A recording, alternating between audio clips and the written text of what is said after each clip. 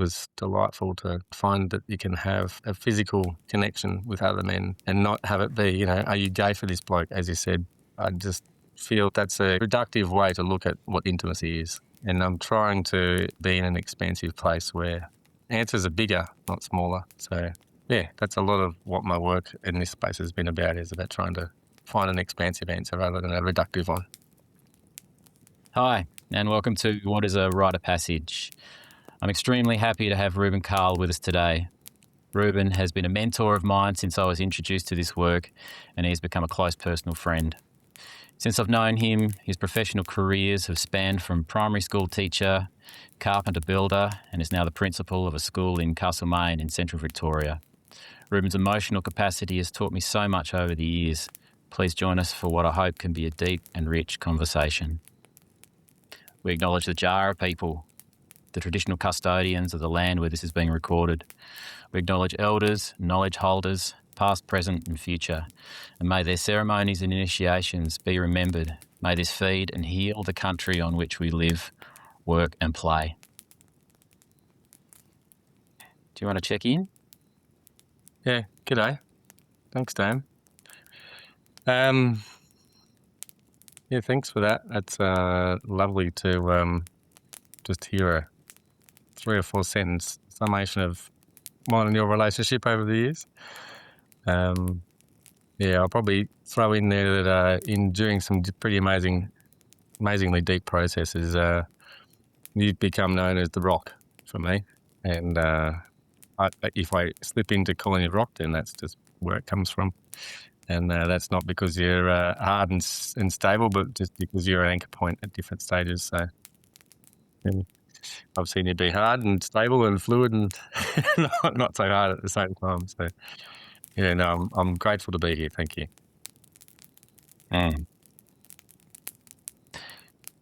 Something I'm collecting is ways that people regulate themselves. So I want to ask you, how do you come home to yourself? Yeah, good question. I have been tested on that front this year. You mentioned that I've taken on a job as a principal. My actual job description is a campus lead, but if I say that, people don't know what it means. It pretty much means principal. But I work at a place that doesn't identify as a school. It identifies itself as a learning community, and it's a big job. We're starting this place from scratch. It's 5 weeks old, and it's taken a massive energy toll on me and on lots of other people as well. And I was asked by another friend who's a principal the other day, what am I doing to look after myself? And I had a list of things. I try and squeeze in this and I try and fit in that. And the question was posed to me, but if you're trying to squeeze things and fit things in, are they actually nourishing, or is it an extra thing you have to do? And so I had to really think about, what is it that nourishes me and what is it that I look forward to and is not an extra, but something that's really feeds my soul. And then the answer is pretty simple. It started with water and going for a swim. I love being in the water. I grew up by the coast up north in northern New South Wales, and it's just something that really nourishes me and feeds me, and being in the water is something that really grounds me, which is ironic because it's water, not earth. But I have a few favourite spots to swim, and they're usually surrounded by forest, and being in the forest, listening to the birds, having those sort of connections with the natural world and the other than human is really nourishing. And then as I thought more deeply into that sort of statement, I realised that the bit that I had missed was that I have a really strong desire for human connection. And being the principal of a school, I get stacks of human connection. And so it actually sort of became a little bit obvious that one of the things that nurtures me is the very thing that I was trying to seek nurturing from. And that's being around lots of young people and being with teenagers. It's an early stages high school, but the sort of setting that I'm working in, and being around those young people is it takes a lot of energy, and it gives me a lot of nourishment and a lot of feedback. So, yeah, there's a couple of things that have been on my radar in the last week, actually. So it's a well-timed question. Yeah. Thanks, man. As I was hearing that, and maybe it's just knowing you, I felt my excitement build, and and so I'm inviting myself back into my spine, and as I do that, dropping down somewhere, yeah, close to my belly, and yeah, that's helping me to just chill out. Um, yeah, take away what I think I know about your story and just sit inside myself. Hmm. Yeah, no, that's definitely something that I can have an affinity with is feeling those bits of regulation and deep connection in my body. And yeah, having been in process for however long it is now, I can't even remember, but it's a decade and a half or 2 decades or something like that, that I come to trust my body. And if my body says something, then I really want to listen to it. So those are the driving forces of where I find regulation is if I'm not feeling in my body, then I know that I need to find myself in my body again. Mm.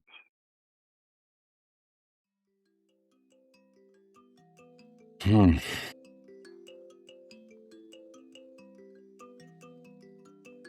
There's there's a conversation that I want to try and have with you, and I feel supported in the fact that it's you, and I think that you and I might find a way to have it, and it starts with my appreciation for you. There's this story, right, that I've told you a couple of times and I've told others that I met you on a transition night for my Rites of Passage like 10 years ago. You were leading the transition night. Essentially you were probably the guy speaking the most and probably the energy in the room, yeah? And I remember looking at you and going, who the fuck's this guy? Like, is he even for real? Some deep part of me wanted to trust you. And then there was another part of me that didn't know how. And so this story ends essentially with me going out on country with you, seeing the way you operate, seeing how you are with teenage boys, seeing how you are as a leader, and me going, oh my God, this guy's Reggie Didge. He's the real deal. This is a real man. So what I've sort of come to understand as I'm trying to prepare for this conversation is that there's a deeper part beneath that. And this is the bit I'm trying to find words for.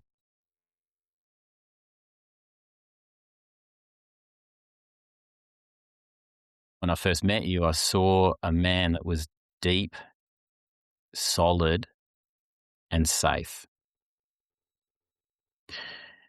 And I didn't have a point of reference for what that meant as a man in my life. And the thing that I used as an excuse to stop myself fully trusting you was the fact you had a ponytail at the time. And I thought, oh, that's an easy out. A guy's got a ponytail. And what I came to understand is that my relationship with my wife, Jess, didn't have a map for me having such a strong feeling for another man. When I described to Jess what I felt about you, she's like, fuck, are you gay for this guy? Like, essentially, it's that. And look, that's funny, and it is, but it speaks to something in our culture that maybe we're not equipped to deal with, and I wasn't equipped to deal with. In the framework of being in a relationship with my wife, it's how do I show up intimately to a man and that be okay, and that be safe, and for that to have a place in my culture and for that to have a place in my relationship.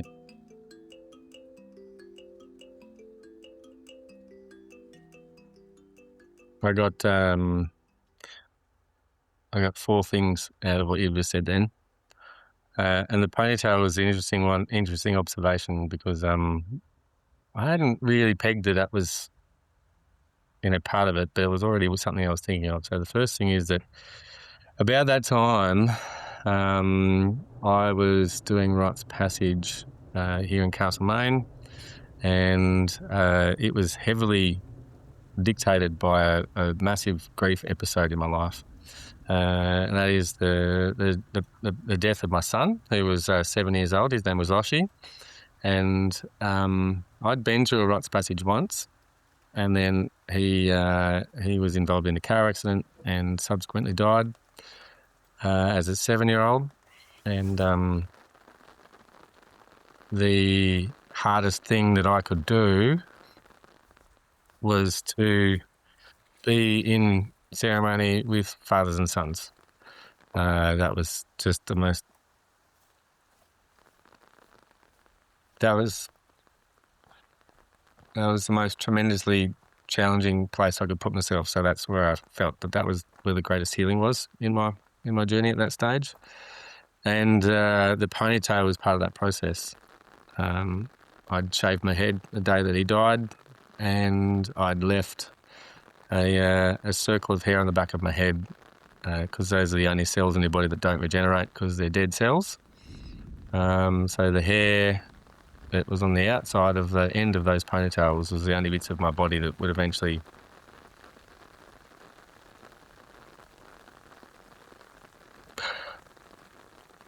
literally be the only parts of my body that knew my son. There's memory that's passed down from cell to cell, but those are the physical cells that were still there. And I was on a process at that point. I didn't understand exactly where it was going, but it became obvious in time. That's not really relevant to this bit of the conversation. But I'd made a promise to myself when I first did Rites of Passage that I was going to offer leadership to our group. And me stepping into those transition nights and to those other processes, so this is the second part, was a massive stretch for me to step into that space. I mean, I've worked as a school teacher for 20-something years now. Standing in front of groups is not something I find challenging.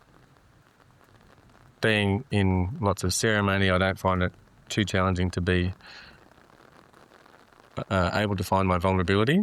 That's one of my greatest strengths, and that's become apparent over time. But so stepping into that space was something that I'd made a promise to do. So that's what I was, and I promised that to myself in a ceremony that was pretty significant to me at the time, and still remains significant to this day. I still refer back to that moment often. But yeah. So yeah, sitting in that leadership space or holding space for others in a transition night into a rites passage was super edgy, and so this brings me to the third thing: is you sit and who is this man? Is he for real? Is he rigid edge? And it's interesting to hear that the impression you got over time was that I was, because within my own body and within my own narrative, it was more about you're a complete fraud and someone's going to figure it out soon, and just keep going because no one has yet, and we can just keep trucking through here, and maybe no one will figure it out and it'll be okay, and you can just fake your way through it. I didn't have any idea that I still needed to discover that was a pretty common feeling for lots and lots of people about, that imposter syndrome. And it's taken, I still would get that. You spoke about me being a builder. I can't tell you how many times I showed up on the job site for the first time and just thought, I have no idea how to build this house. I have no idea what I'm doing. I'm just going to start digging holes because otherwise everyone's going to figure it out. So I'll just quickly start digging some holes, and then all of a sudden you've dug all the holes, you've got all the stumps, you've got the subfloor, your walls are up, and you're still going, oh, fuck, I have no idea how I'm going to put a roof on, and you just quickly chuck a roof on before anyone notices, and all of a sudden you finish the house and you're just like, oh, fuck, I've managed to do it again. And so, yeah, I came to a mantra that was that I feel like I'm a complete fraud, and I was like, well, yes, I notice you feel like a fraud, and this is me talking to myself. I acknowledge that. I see that, despite the weight of massive evidence to the contrary. And so I would say that to myself over the time when I was feeling like a fraud, and I was like, yep, you feel like a fraud, that's fine. What's the evidence say? Oh, everything except that. And so I just had to come to, over years and years of saying exactly that thing, just come to an understanding that that's who I was, and that's what strengths I brought. And so the fourth thing that you spoke of there is that that love or an attraction to another human, a intimacy to another human. And I know we've spoken about this over the time, but I had the same thing. I was like, man, who is this guy? He's amazing. And off that first Rites of Passage that you did, as a participant, not as a leader, I learned so much from watching you. There was a tiny little moment where I saw this guy who was just so comfy in his body and so adept and so skilled at just about everything we threw at you. And then someone told you where you were. And you just had this moment where you were like, oh, I did not want to know that. I was in such bliss, not knowing what time it was, where I was. Everyone else was taking care of me, and I was just held on this journey. And I was like, wow, that is so amazing, because I'd never considered that before, about the freeing potential of just total surrender and being in that space of total surrender. And so, yeah, there was just I just learned so much, and there was such a powerful connection I felt immediately between you and I was just like, this is just great. This guy's awesome. I have a lot of love for this person. Since then, I've sort of delved into what is intimacy and how does that work, and that's through some challenging relationships I've had over my life with sexual partners. And at one point, I spent a weekend with a whole bunch of men in process, and we all got to make requests.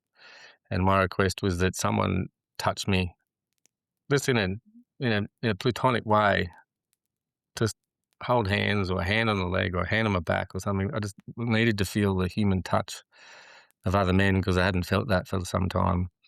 And it was incredible after spending a weekend with other blokes, just holding the hand or having a leg touch my leg or playing footsies on the ground or somebody thing, that I felt really satiated in my in my desire for intimacy. And that was completely divorced from sex, and I had never done that before in my life. And it took so much pressure off what I desired from sexual partners, to be able to find physical intimacy in another place apart from just with this one person, and taking the weight off of that person for all of those requirements to be met by them. And my desire to be needy in that space disappeared.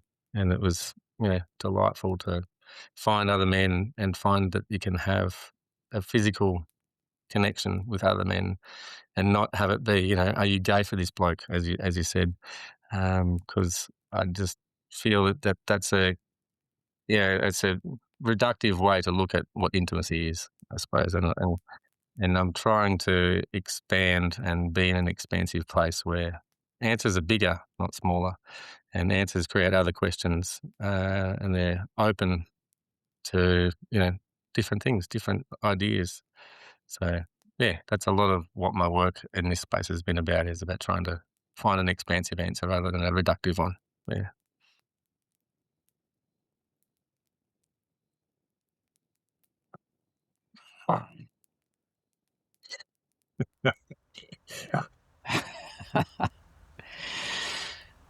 Oh, I'm certainly cool to give that a bit of space.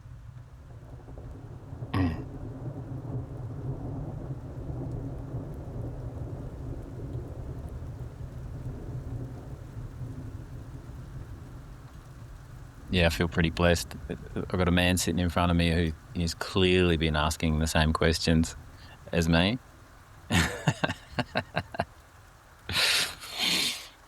Yeah, it's a funny one, trying to work out who this podcast, who it's for, and it's for me. And it's it's about me saying, I've got a heap of deadly mates, I want to share them with you.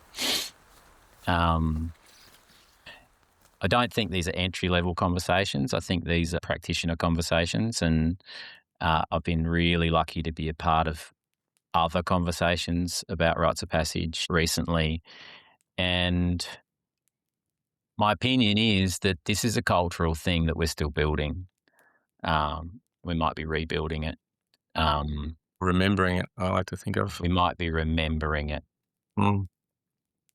It might be known, and it also might be new.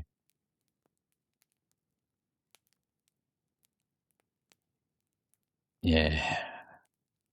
So while I've got such a beautiful resource in front of me, what have you come to understand through your work Mm.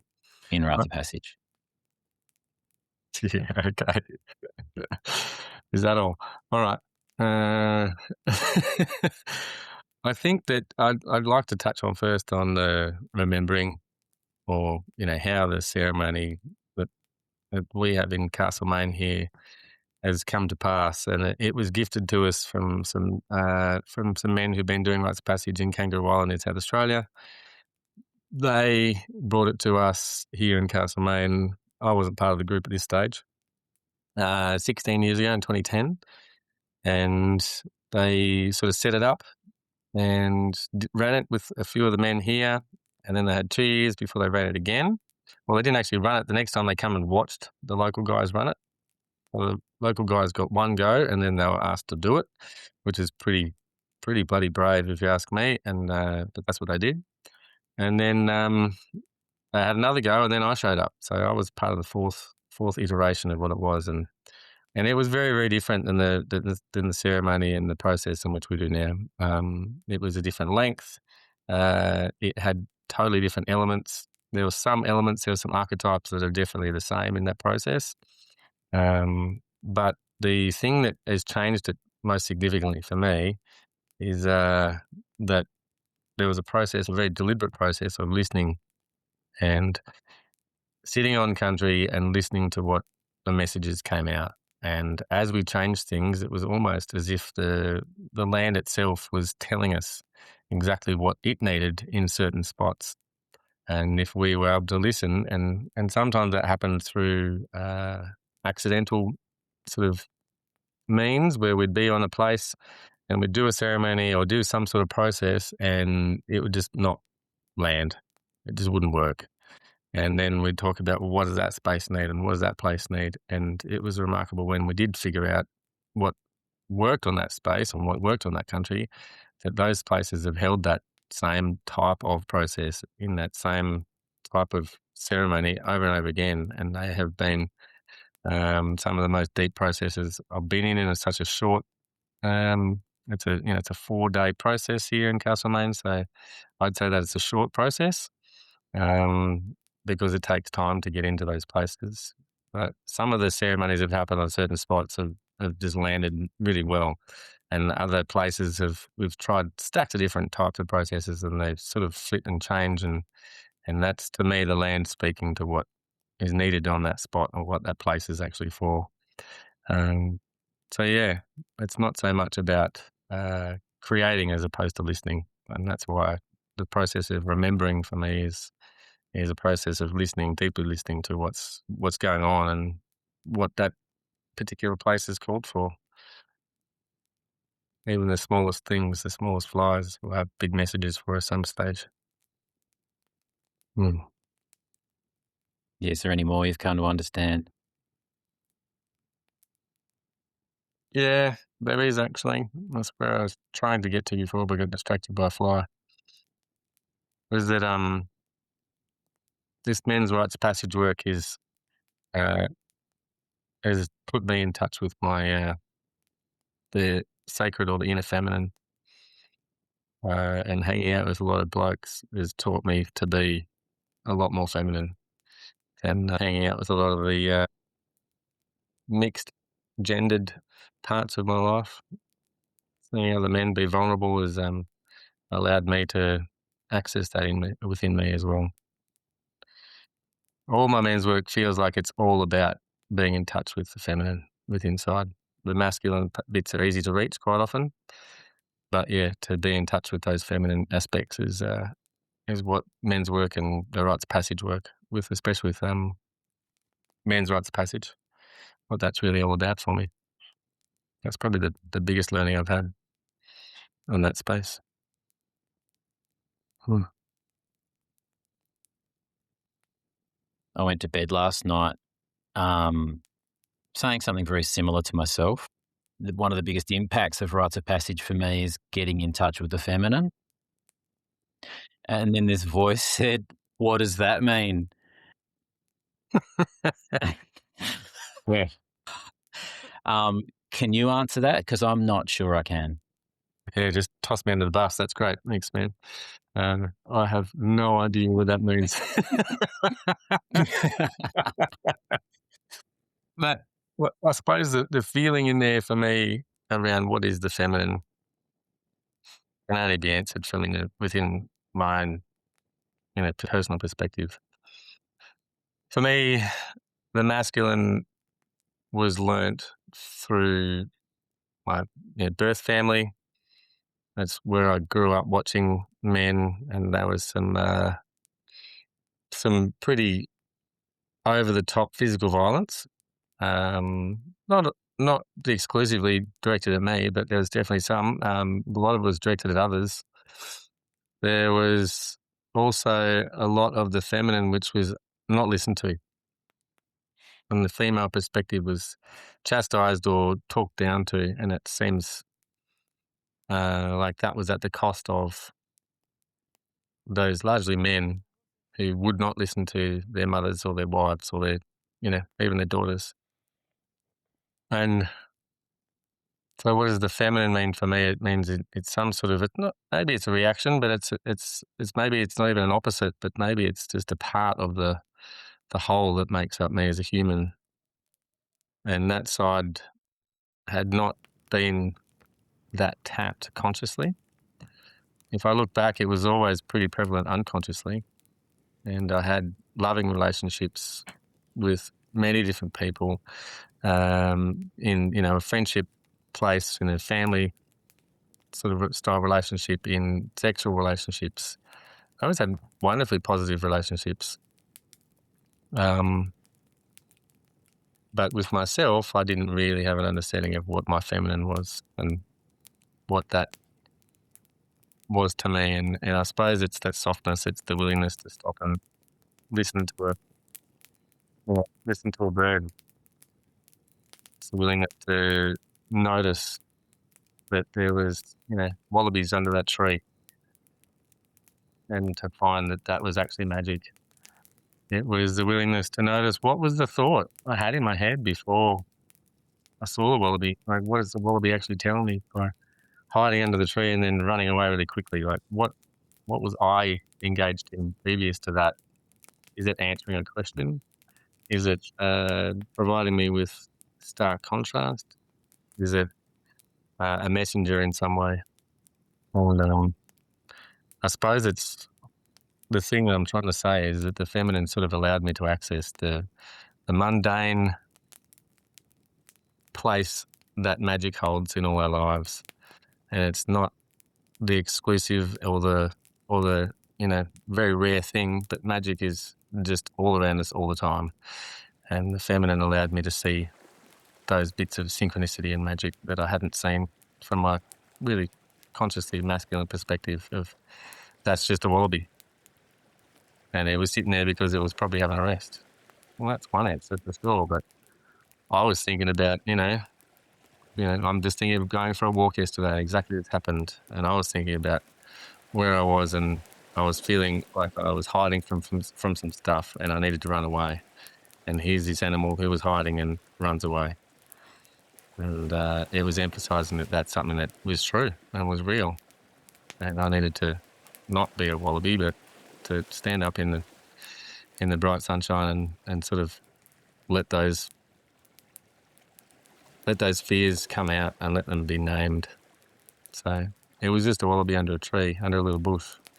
But it allowed me to jump into this place of like, oh, wow, I've been hiding some stuff. I need to work on that. I need to own that, and I need to step into that. So, yeah, it's a roundabout version of what the feminine means, I suppose. It's about magic for me.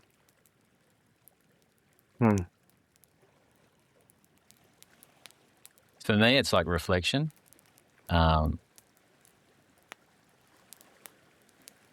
I used to notice on some of those early camps, I'd come back to Jess and she would be different. Sometimes she's going through her own deep process at the same time that I'm going through a deep process. And so it's trying to get back into connection while that's happening. But then things started just to get a little bit more positive, and as I stepped back into the house after an event, she felt safe. Like she felt safer, like she could relax, like I felt safer. And then on a recent one, Skylar, my 8-year-old daughter, she was 6 at the time, I came back into the room after an event, and for 6 years we'd had an antagonistic relationship, play fighting, a lot of stuff, like sort of, which was fun, but she clocked me when I walked in the door and saw something completely different. And from then on, we had this affection that was unknown to us. It's like I walk back in the door and they know that I've been endorsed by something that I call the feminine. He's safe. He's got a stamp. He's done something worthy.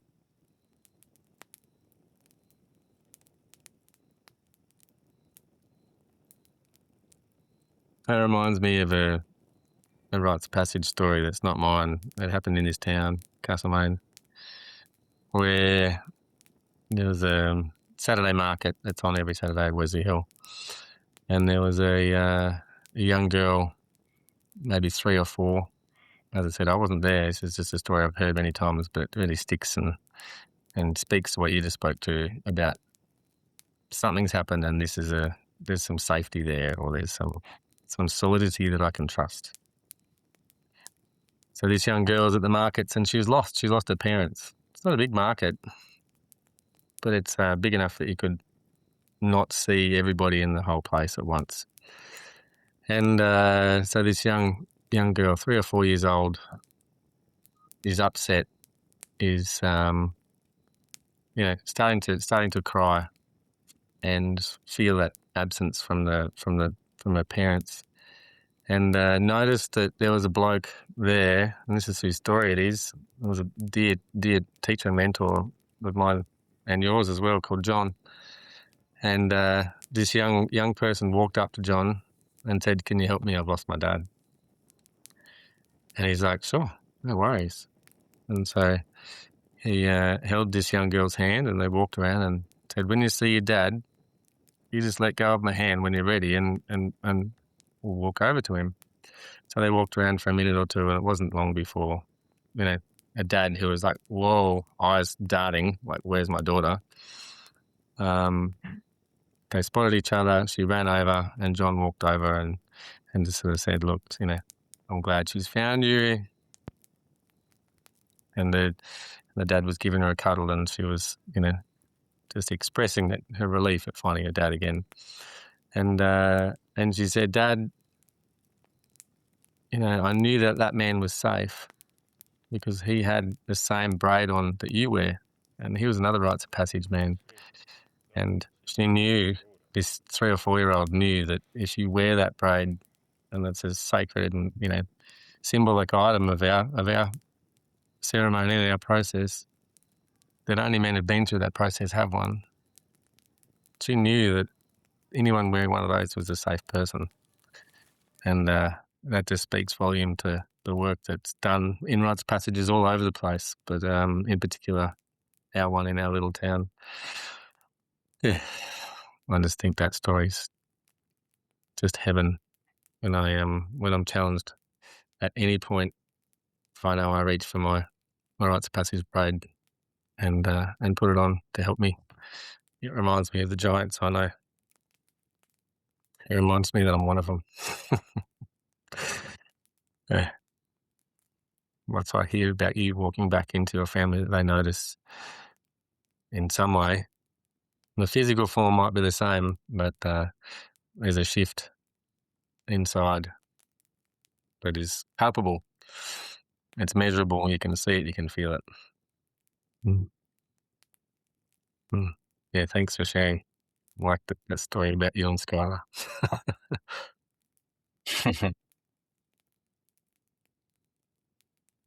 How else has this community supported you through your own transitional journeys, your own Rites of Passage? Yeah. in every single challenge I've ever faced. They've supported me in every single moment of doubt. There's been some part of the Rites of Passage community who's been there. They went from being some blokes that I'd never met before to being my social network and my best friends. They are always there when you have a requirement or a need of some description, and it's a real honour to be able to return the favour and to be there when they have a need or are seeking some, a friend.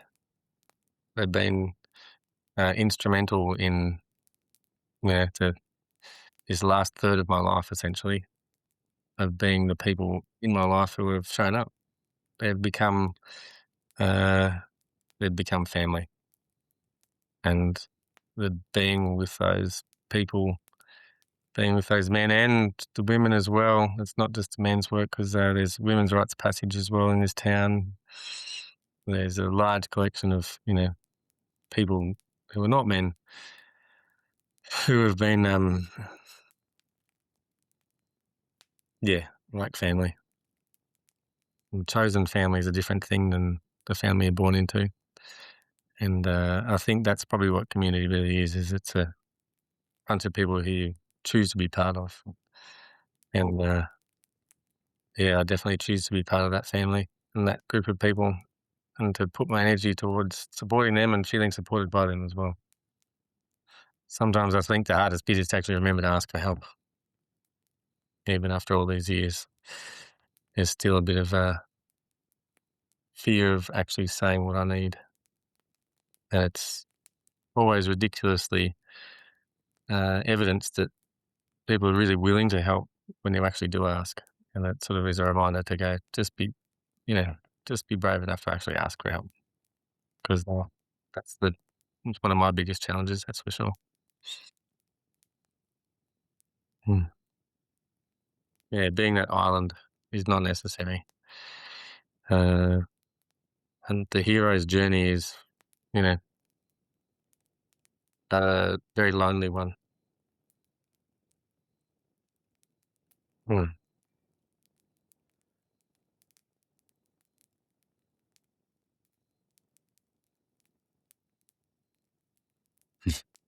Something landed there. Yeah, I don't want to be on that journey by myself. That's why I was here. Before.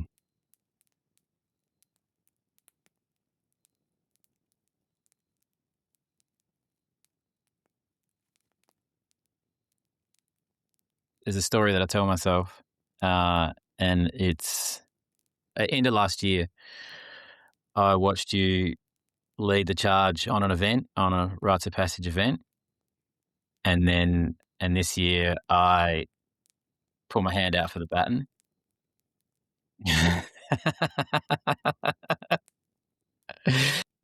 To lead the charge for an event in April. And now that, because I've got you here and it's kind of on purpose, what would you advise? Yeah, that the event is about a whole bunch of young blokes and their dads or male role models. That the event is about the women in those young men's lives and the separation between the young men and their mothers, the separation between the childhood of that young person and the manhood they're stepping into. That the event works and to trust the process. Because we've seen it so many times that it has.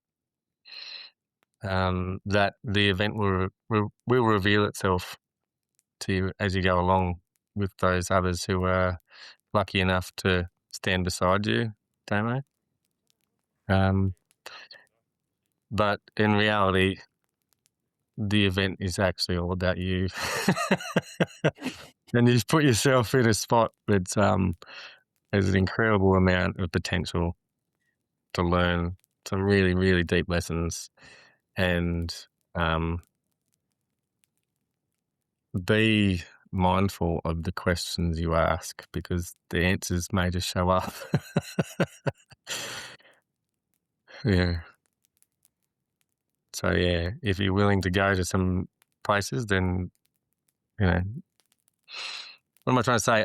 I had some questions about my own leadership at the last event in October last year, in the 2025, and those questions on leadership were met with some very, very immediate and strong responses from the other people within ceremony, and I got tested in my leadership in ways I'd never been tested before, and it was very challenging to be in some of those places and have my leadership and the way that I was holding space challenged, in a loving way, but definitely challenged at a level that I wasn't really prepared for, and realizing that that was a wonderful opportunity to test what being a leader was to me, and to feel that in a place that was safe and supported was valuable and really valuable.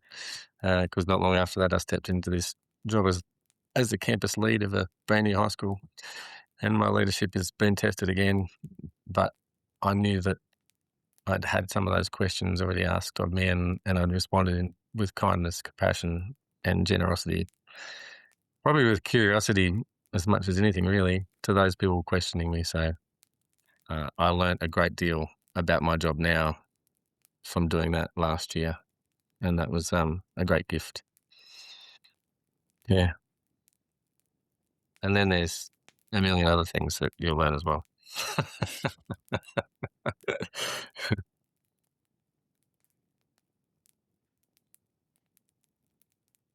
Thank you. There's something which I think is also worth mentioning is its gratitude and appreciation. You have played the role of the man who's lovingly tested me throughout this process. Yeah, to be challenged really hard with love. It's, again, it's something I didn't have a map for previously, but yeah, now it's terrain that I understand. It empowers me to do the same thing moving forward with other men.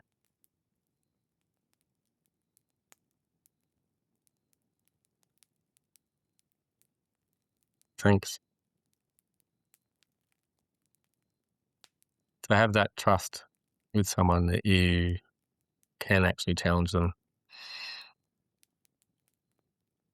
at a deep level, and not to do that with any malice, but to do it with love is a wonderful gift of intimacy.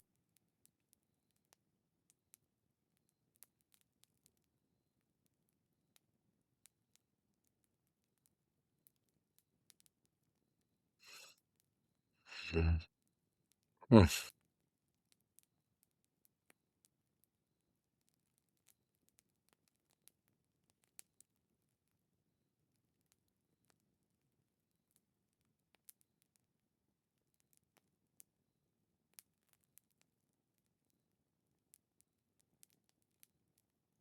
Is there anything more you think or feel or want to say while we're here?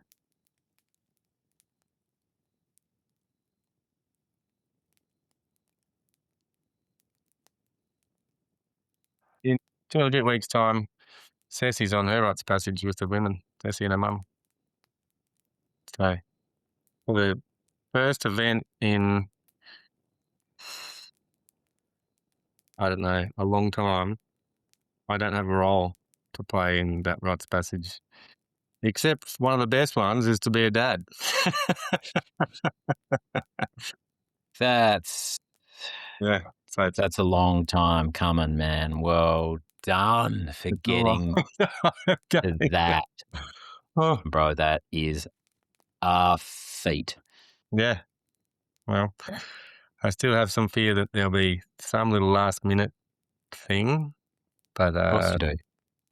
when they walk off out of the place there in Vaughan Springs, I will have a massive moment of relief. So, yeah, and probably fear and lots of other things. But yeah, I'm really excited for Cess and for her mum. So, could be good. See you there. Great. Awesome, bro. Love you, man. Love you too. Take it Bye. easy. See ya.